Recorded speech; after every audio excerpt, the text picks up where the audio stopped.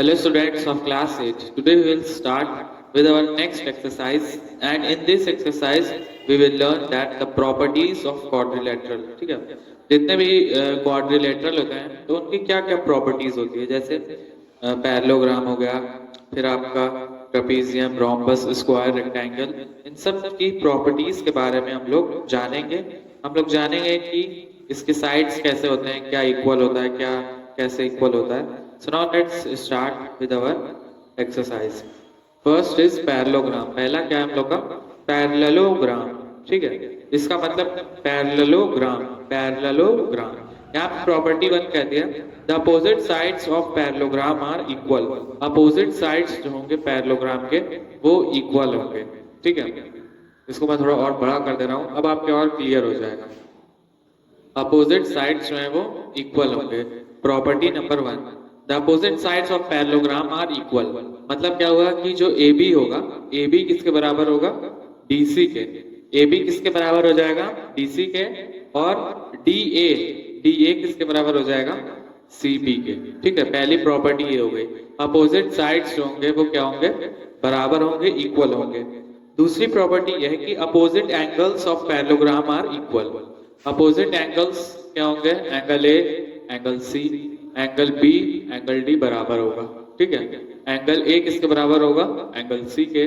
और angle B जो होगा वो एंगल D के बराबर होगा। दो प्रॉपर्टीज ये हो गई। अब तीसरी प्रॉपर्टी देखिए क्या है।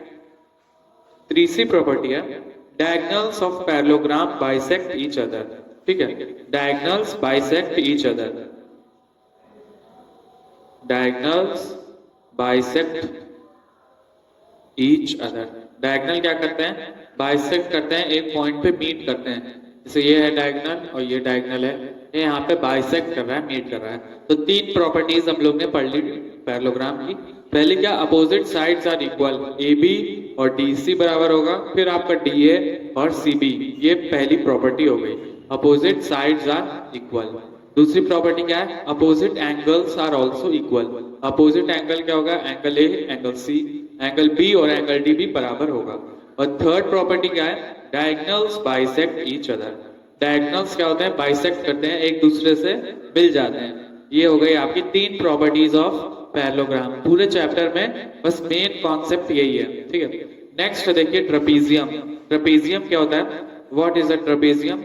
A quadrilateral in which at least one pair of opposite sides are parallel in the trapezium. तो एक साइड जो होती है वो पैरेलल होती है। पैरेलल मतलब क्या होता है? जैसे रेलवे ट्रैक आपने देखा होगा कि जो रेलवे ट्रैक होगा वो कभी मिलता नहीं है, वो क्या होता है? पैरेलल होता है। ठीक है, कभी मिलता नहीं है और वो पैरेलल होता है। इसीलिए पैरेललोग्राम को भी हम लोग पैरेलल कहते हैं, क्योंकि जो AB और DC है कभी मिलेगी नहीं जाके, हमेशा पैरेलल रहेगी।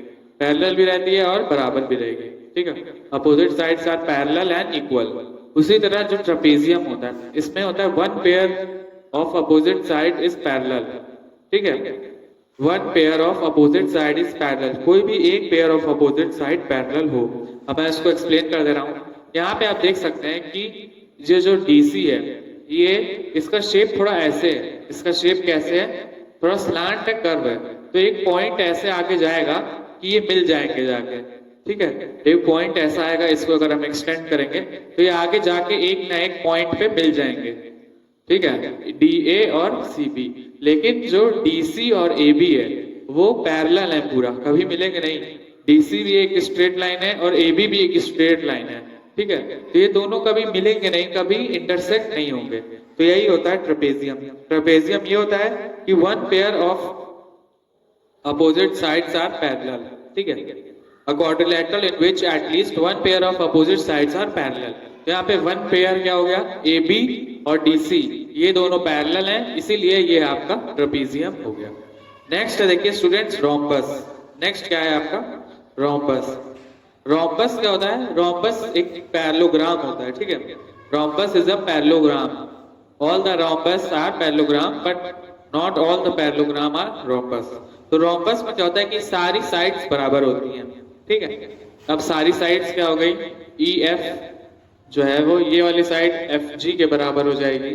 FG इज इक्वल टू ये HE के बराबर हो जाएगी, HE। ठीक है, ये इसके बराबर हो गई। E F is equal to F G is equal to G H is equal to H E. सारी साइड्स जो है वो बराबर होंगी, सारी साइड्स क्या होंगी, बराबर होंगी। Opposite sides are parallel, opposite sides parallel होंगी। जैसे जो ई एफ है वो पैरेलल हो जाएगी जी एच के, ठीक है, ई एफ जो है वो जी एच के पैरेलल हो जाएगी। और उसके बाद एच ई जो है, एच ई वो पैरेलल हो जाएगा जी एफ के, ठीक है।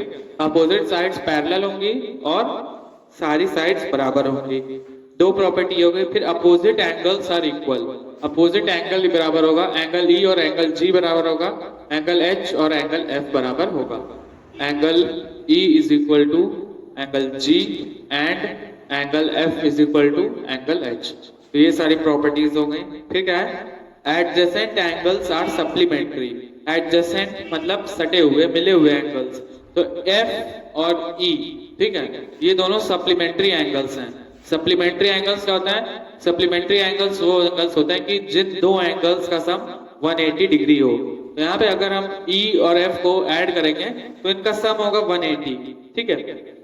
फिर diagonals E F, diagonals E G F H bisect each other at right angles. जितने भी डायगोनल्स होते हैं वो राइट एंगल पे बाइसेक्ट करते हैं, ठीक है, वो राइट एंगल पे बाइसेक्ट करते हैं। लेकिन जरूरी नहीं है कि वो हर टाइम बराबर ही हो, ठीक है। तो ये प्रॉपर्टी हो गई पैरेललोग्राम की, ट्रेपेजियम की, रोम्बस की। फिर अब आपका स्क्वायर है, ठीक है। स्क्वायर की क्या प्रॉपर्टी क्या होती है, सारे साइड्स बराबर होते हैं, ये आप जानते हैं। And one angle is 90 degree, ठीक है। अ quadrilateral having all the sides and one angle 90 degree is a square. सारी साइड्स बराबर होंगी, सारे एंगल्स कितने के होंगे, 90 डिग्री के। सारी साइड्स बराबर होंगी, डायगोनल्स बराबर होंगे। डायगोनल्स राइट एंगल ट्राइंगल बनाएंगे जब मिलेंगे, जैसे यहाँ पे हुआ था, ठीक है। राइट एंगल ट्राइंगल ये है, ये आपका ये वाला देख लीजिए, ये ट्राइंगल है, ये आपका राइट एंगल ट्राइंगल, ये राइट एंगल है, ये राइट एंगल है। इसी तरह ये राइट एंगल ट्राइंगल भी बनाते हैं। नेक्स्ट है रेक्टेंगल। रेक्टेंगल भी आप जानते ही होंगे, रेक्टेंगल इस शेप का होता है। इसको मैं नेम दे दे रहा हूं जे के एल एम, ठीक है। इसमें क्या होता है कि ये और ये साइड पैरेलल होगी, बराबर होगी। उसी तरह ये और ये साइड पैरेलल होंगे, बराबर होंगे। सारे एंगल 90 डिग्री के हो जाएंगे, ठीक है। और डायगोनल्स बराबर होंगे। जे एल जो होगा वो एम के बराबर होगा, ये मेन पॉइंट है। जे एल जो होगा वो के एम के इक्वल होगा, डायगोनल्स आर इक्वल, ठीक है। बस ये आपकी इतने फिगर्स थे, इसको आपको प्रॉपर्टीज बेसिकली आपको याद करनी पड़ेगी। फिर आपको डायरेक्ट हम लोग आएंगे प्रॉब्लम पे, exercise 12.2। Exercise 12.2 problem number 2। ABCD is a trapezium in which AB is parallel to DC. So students, first I will draw the figure. पहले मैं आपको फिगर ड्रॉ कर दे रहा हूँ। क्या दिया हुआ देखिए, ABCD is a trapezium in which क्या क्या दिया हुआ है, ABCD is a trapezium in which AB is parallel to DC. AB जो है वो DC का पैरेलल है। एक साइड जो ट्रेपेजियम में होती है वो पैरेलल होती है। एंगल A दिया हुआ है इज इक्वल टू 60 डिग्री, ठीक है। एंगल A की वैल्यू यहाँ पे कितनी है, 60 डिग्री।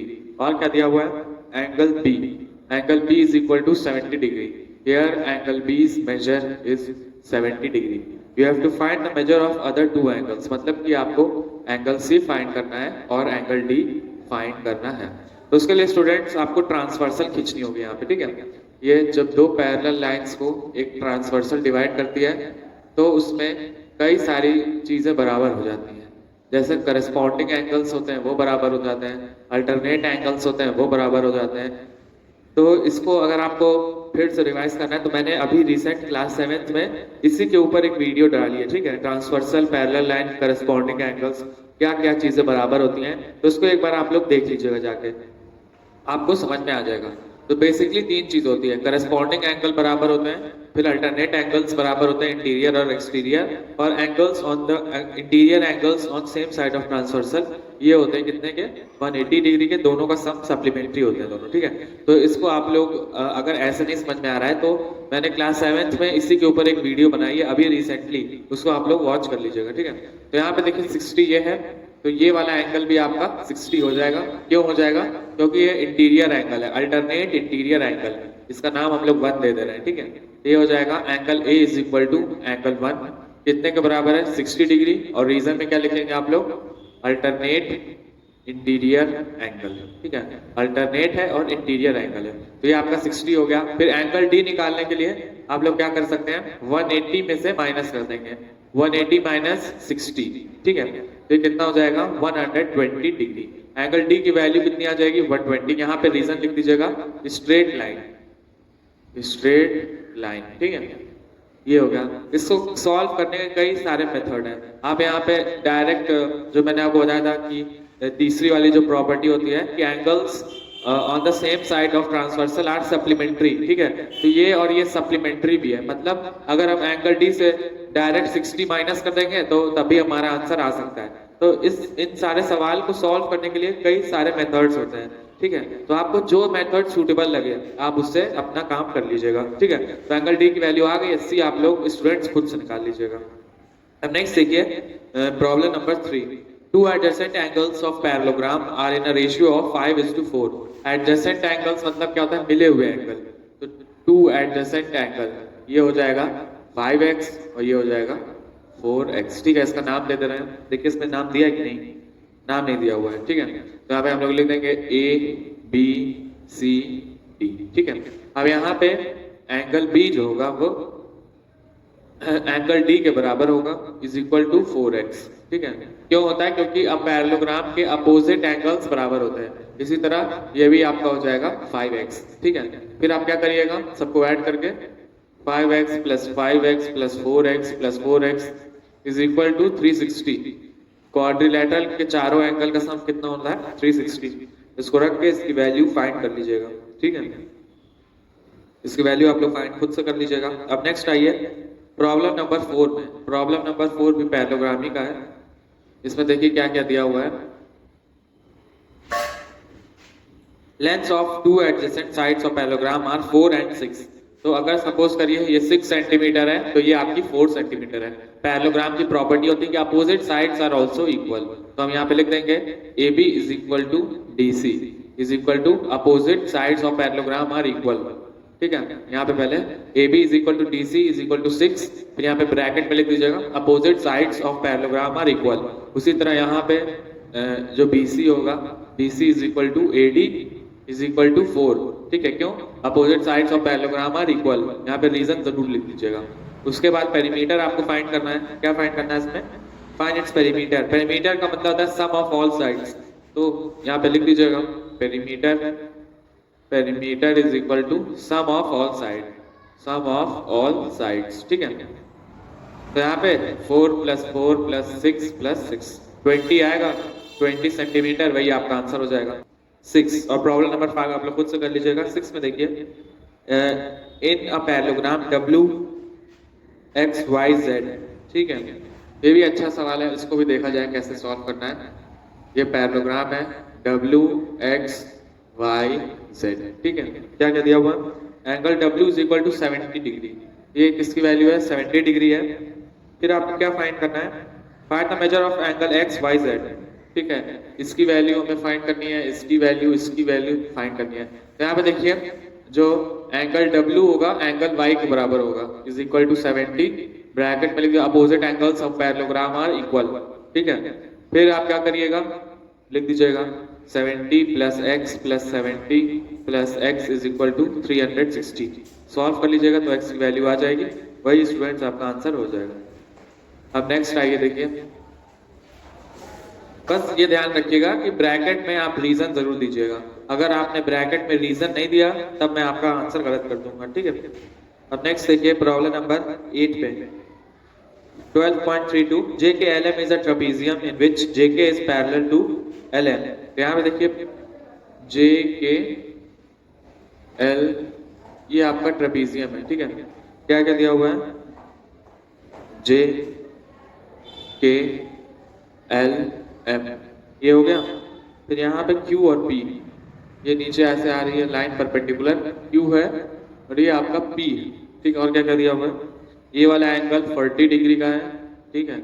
आप और ये वाला एंगल कितने का है, 60 डिग्री। सिंपल प्रॉब्लम है स्टूडेंट्स, जिसमें आपको एंगल एम और एंगल एन निकालना है। ये पूरा एंगल एम और ये पूरा एंगल एल, ये दो एंगल निकालना है। तो यहाँ पे भी आप ट्रांसवर्सल खींच दीजिएगा डायरेक्ट, ये हो गई ट्रांसवर्सल, ये हो गया, ये आपकी पैरेलल लाइन, ठीक है। ये 40 ये है, तो ये कितना हो जाएगा 40, यहाँ पे इसको 1 नाम दे देंगे, तो एंगल जे जो होगा एंगल 1 के बराबर होगा, is equal to 40 degree. Reason में दे दीजिएगा alternate interior angle, alternate interior angle. अब एंगल एम फाइंड करना है, तो एंगल एम हो जाएगा 180 minus 40 is equal to 140 degree, ठीक है। यहाँ पे लिख लीजिएगा स्ट्रेट लाइन, रीजन जरूर, रीजन के साथ स्ट्रेट लाइन, ठीक है, रीजन लिखना जरूरी है। तो यहाँ पे m की वैल्यू कितनी आ गई, 140 डिग्री। इसी तरह अब इसको ऐसे निकाल लीजिएगा या इसको सम करके निकाल लीजिएगा, जैसा आपकी मर्जी हो, ठीक है। तो यहाँ पे देखिए मैंने आपको 8 प्रॉब्लम्स बता दिए, 9 भी बता दे रहा हूँ। 9 भी सिंपल है, 9 में आपको ज्यादा कुछ नहीं करना है। देखिए क्या क्या दिया हुआ है प्रॉब्लम नंबर 9 में, ठीक है। सिंपल प्रॉब्लम है, रोम्बस दिया हुआ है, ABCD इज अ रोम्बस, ये आपका हो गया rhombus A B C D, ठीक है। रोम्बस में हम जानते हैं सारी साइड्स बराबर होती हैं, तो यहाँ पे अगर ये 10 सेंटीमीटर है तो ये भी 10 ही सेंटीमीटर होगा, ये भी 10 सेंटीमीटर होगा और ये भी 10 सेंटीमीटर होगा। क्या दिया हुआ है, AB is equal to 10, AB कितना है 10 है, ठीक है। और नेक्स्ट है AC इज इक्वल टू 12, ये आपका 12 दिया हुआ है। तो यहाँ पे पहले गिवन क्या क्या दिया हुआ है, गिवन है AB इज इक्वल टू 10 है, 10 सेंटीमीटर, और क्या क्या दिया हुआ है, AC is equal to 12 centimetre. क्या फाइंड करना है आपको, find the length of diagonal BD, BD की आपको लेंथ फाइंड करनी है, ठीक है। क्या फाइंड करना है, BD की लेंथ। तो यहाँ पे देखिए ये अगर 12 है तो इसको हम 6 ले लेंगे और इसको 6 ले लेंगे, ये हमारे पास 10 है, तो ये हमारा एक राइट एंगल ट्राइंगल आ गया, ठीक है। ये O है लिखा है यहाँ पे, तो अगर मैं DOA को ऐसे ले लूँ तो ये आपका राइट एंगल ट्राइंगल हो जाएगा, ठीक है। इसको मैं सीधा कर दे रहा हूँ, ये देखिए ये राइट एंगल ट्राइंगल हो गया। फिर आपका ये 10 है, ये 6 है, इसकी लेंथ आपको फाइंड करनी होगी, ठीक है। A B और ये C, ठीक है, इसकी लेंथ आपको फाइंड करनी है। तो पाइथागोरस थ्योरम लगा के इसकी लेंथ फाइंड कर लीजिएगा। D, इसको मैं इसी का नाम देना पड़ेगा, DOA, ठीक है। DO पाइथागोरस थ्योरम लगा लीजिएगा, DA square is equal to AO square plus OD square, ठीक है। पाइथागोरस थ्योरम से इसकी वैल्यू निकाल लीजिएगा। तो यहाँ पे जब इसकी वैल्यू आएगी उसको डबल कर दीजिएगा, उसका डबल कर दीजिएगा, तो पूरे डायगोनल जो है BD की या DB की लेंथ आपको पता चल जाएगी। यहाँ पे स्टूडेंट्स देखिए मैंने आपको प्रॉब्लम नंबर 9 तक बता दिया है, तो इसको आप लोग खुद से करिएगा, and rest I will tell you in another video.